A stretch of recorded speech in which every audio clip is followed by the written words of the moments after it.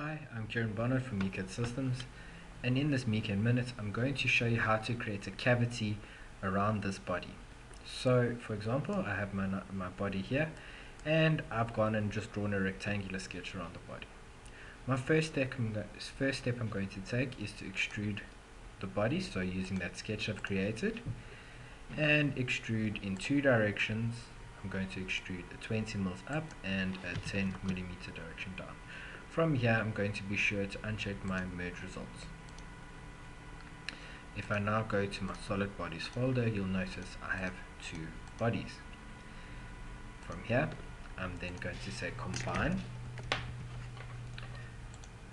and from there select the subtract operation type. I will then select my extrude boss as my main body and bodies to subtract as my second body. Okay. You will now notice that I have a component that already has a cavity in. So now I'm trying to create a mold, for example, and I'd like to split this component in half. What I'm going to then do is use a split feature, and from here use plane 2 as my cutting tool.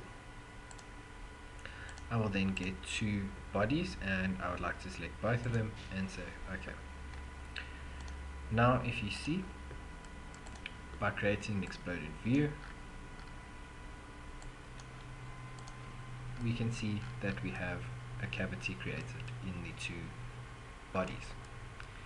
So now I'd like to create this into a separate part, and from there make further refinements to the component for a mold, for example.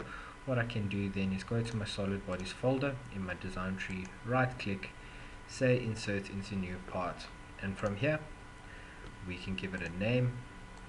I'm going to give it Mecad Minute Section 1, and I'm going to say OK. There are also various options such as the visual properties, and I can use different template types. From there I'm going to say OK, and there's an example of one of my bodies. I can now just save this component and go back to my main assembly and do the same for the second component. Thank you so much for watching, and stay tuned for more to come.